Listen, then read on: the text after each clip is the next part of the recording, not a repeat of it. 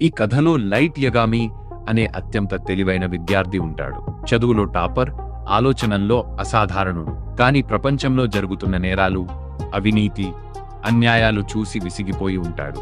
ఒకరోజు స్కూల్లో ఉండగా ఆకాశం నుంచి పడిన డెత్ నోట్ అతని చేతికి వస్తుంది. ఆసక్తిగా దాన్ని తీసుకుని చూస్తే దానిపై డెత్ నోట్ అని రాసి ఉంటుంది. మొదటి పేజీ తెరిచిన వెంటనే ఒక విచిత్రమైన నియమం కనిపిస్తుంది. ఈ పుస్తకంలో ఎవరి పేరు రాసినా వారి ముఖం మీకు తెలిసి ఉంటే వారు 40 సెకన్లలో మరణిస్తారు. మొదట అది సరదాగా అనిపించిన పరీక్ష కోసం ఒక నేరస్తుడి పేరు రాస్తాడు. కొద్దిసేపటికే ఆ వ్యక్తి మరణిస్తాడు. మళ్ళీ ప్రయత్నిస్తాడు. అది కూడా నిజమవుతుంది. అప్పుడు లైట్కి ఈ పుస్తకం నిజమైన శక్తిని కలిగి ఉందని అర్థమవుతుంది. ఆ క్షణం నుంచి అతని జీవితం మారిపోతుంది. ప్రపంచంలోని నేరస్తులందరినీ అంతం చేసి భయం లేని కొత్త ప్రపంచాన్ని సృష్టించాలని నిర్ణయించుకుంటాడు. తనను తాను ఆ ప్రపంచానికి దేవుడిగా భావించడం ప్రారంభిస్తాడు. వరుసగా నేరస్తులు చనిపోవడంతో ప్రపంచవ్యాప్తంగా ప్రజలు ఈ రహస్య వ్యక్తిని కీరా అని పిలవడం మొదలు పెడతారు. కొందరు అతన్ని హీరోగా చూస్తారు, మరికొందరు హంతకుడిగా చూస్తారు. ఇంతలో కథలోకి ర్యూక్ అనే షినిగామి వస్తాడు. డెత్ నోట్ అసలు అతనిదే. షినిగామి ప్రపంచంలో బోర్ కొట్టడంతో సరదా కోసం ఆ పుస్తకాన్ని మానవ ప్రపంచంలో పడేశాడు. లైట్ చేసే ప్రతి పనిని ఆసక్తిగా గమనిస్తూ ఆపిల్ తింటూ తిరుగుతుంటాడు. ర్యూక్ ఎవరికి సహాయం చేయడు, కేవలం జరిగే సంఘటనలను చూస్తూ ఆనందిస్తాడు. ప్రపంచవ్యాప్తంగా కలకలం రేగడంతో ఈ కేసును ఛేదించడానికి ప్రపంచంలోనే అత్యంత తెలివైన డిటెక్టివ్ ఎల్ రంగంలోకి దిగుతాడు. ఎల్ సాధారణ మనిషి కాదు. అతని అసలు పేరు ఎవరికీ తెలియదు. ముఖం కూడా చాలా మందికి తెలియదు. కీరాను పట్టుకోవడానికి అతను ఒక తెలివైన ప్రయోగం చేస్తాడు. దాంతో కీరా జపాన్లో ఉన్నాడని గుర్తిస్తాడు. క్రమంగా అతని అనుమానం లైట్ మీద పడుతుంది. ఇక్కడి నుంచే అసలు కథ మొదలవుతుంది.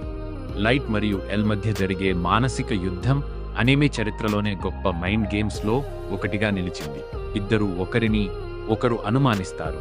ఇద్దరికీ ఎదుటివాడు ప్రమాదకరమని తెలుసు, కానీ ఎవరూ దాన్ని నిరూపించలేరు. ఒకవైపు లైట్ తన రహస్యాన్ని దాచుకుంటూ కీరాగా కొనసాగుతుంటాడు. మరోవైపు ఎల్ అతడిని పట్టుకోవడానికి ఆధారాలు వెతుకుతుంటాడు.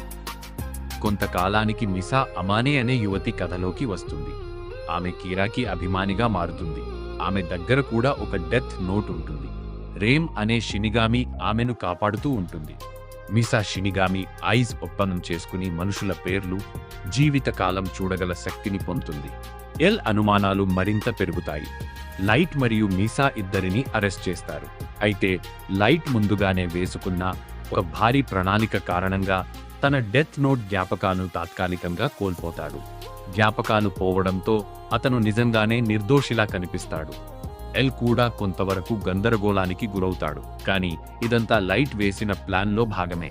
సరైన సమయంలో డెత్ నోట్ను మళ్లీ తాకి తన జ్ఞాపకాలను తిరిగి పొందుతాడు. తర్వాత జరిగే సంఘటనలు కథను పూర్తిగా మార్చేస్తాయి. రెమ్ మిసాను కాపాడటానికి ఎల్ను చంపేస్తుంది. దీంతో ఎల్ మరణిస్తాడు. లైట్ తన జీవితంలో అతిపెద్ద అడ్డంకిని తొలగించుకున్నానని భావిస్తాడు. ఇప్పుడు తానే విజేతనని అనుకుంటాడు. సంవత్సరాలు గడుస్తాయి. కీరా ప్రభావం ప్రపంచమంతా వ్యాపిస్తుంది. నేరాల సంఖ్య తగ్గుతుంది. చాలామంది కీరాను దేవుడిగా ఆరాధించడం ప్రారంభిస్తారు. కానీ ఎల్ మరణంతో కథ ముగియదు. అతని వారసులైన నియర్ మరియు మెల్లో రంగంలోకి దిగుతారు. ఇద్దరూ ఎల్ స్థాపించిన అనాథాశ్రమంలో పెరిగిన ప్రతిభావంతులు. నియర్ ప్రశాంతంగా ఆలోచిస్తాడు. ఇద్దరూ తమ తమ మార్గాల్లో కీరాను పట్టుకోవడానికి ప్రయత్నిస్తారు. లైట్ ఈ ఇద్దరినీ కూడా ఓడించాలని చూస్తాడు. తన తెలివితో అనేకసార్లు తప్పించుకుంటాడు. కానీ నియర్ చాలా జాగ్రత్తగా ఆధారాలు సేకరిస్తాడు. చివరికి కిరా తరఫున పనిచేస్తున్న తేరు మికామి చేసిన చిన్న పొరపాటు వల్ల లైట్ వేసిన భారీ ప్రణాళికలో ఒక లోపం బయటపడుతుంది. చివరి ఘట్టంలో అందరూ ఒక గిడ్డంగిలో కలుస్తారు. లైట్ తనను తాను మరోసారి గెలిచానని అనుకుంటాడు. మికామి అందరి పేర్లు డెత్ నోట్లో రాశానని నమ్ముతాడు. కానీ నియర్ ముందుగానే అసలు డెత్ నోట్ను మార్చేస్తాడు. అందుకే ఎవరూ చనిపోరు. ఆ క్షణంలో లైట్ అసలే కీరా అని అందరికీ అర్థమవుతుంది.